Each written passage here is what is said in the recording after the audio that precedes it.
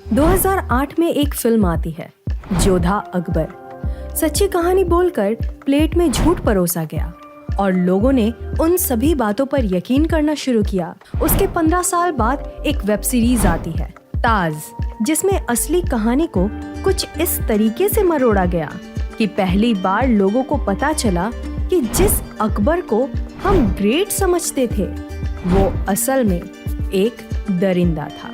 पर हम आपसे कहें कि ना ही जोधा अकबर फिल्म हिस्ट्री को जस्टिस देती है और ना ही ताज वेब सीरीज में इतिहास सही ढंग से बताया गया है। तो फिर सवाल उठता है कि असल में अकबर कैसा था।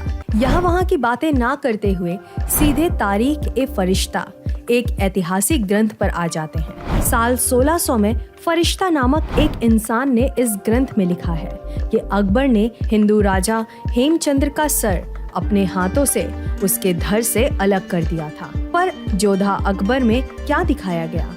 घायल अवस्था में हेमचंद्र को अकबर के सामने लाया जाता है और अकबर को अचानक दया आने लगती है। बड़ी कमाल की बात है कि ऐसी झूठी कहानी को सच्ची घटना बताकर लोगों को बेवकूफ बनाया जाता है। सबसे मूर्खतापूर्ण बात तो ये है कि लोग आज भी जोधाबाई को अकबर की बीवी समझते हैं।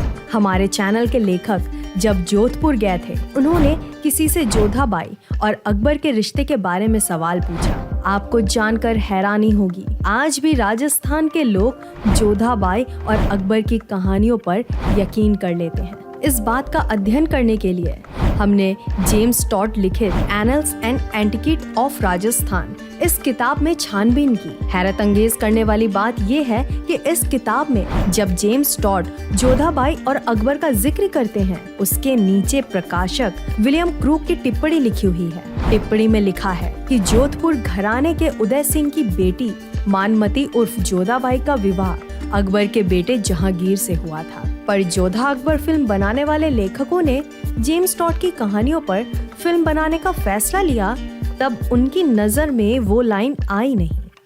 इसे कहते हैं काल्पनिक कहानी का इतिहास पर आक्रमण। अब आप दूसरी कहानी सुनिए। जो बात काल्पनिक थी उसे लोग सच्चाई समझ बैठे और जो सच्चाई थी उसे काल्पनिक कहा गया। जैसे कि अनारकली की कहानी को आज भी लोग काल्पनिक समझते हैं, परंतु मुगल इतिहास में अनारकली नामक एक लड़की हुआ करती थी जिससे अकबर का बेटा सलीम प्यार करता था। पर आप बोलोगे कि लोग इसे काल्पनिक क्यों समझते हैं? क्योंकि लिबरल लोगों को अकबर को ग्रेट साबित करना था, इसलिए अनारकली को इतिहास से गायब कर दिया गया। अगर इतिहास की किताबों में अनारकली की कहानी डाली जाती तो अकबर को कोई भी ग्रेट नहीं मानता, क्योंकि अनारकली खुद अकबर की रखैल थी। देखिए, अकबर को अगर एक नजरिए से देखोगे तो इसमें कोई दो राय नहीं है कि वो एक ग्रेट इंसान था। अकबर ने गौ हत्या बंद किया, बाल विवाह पर पाबंदी लाई।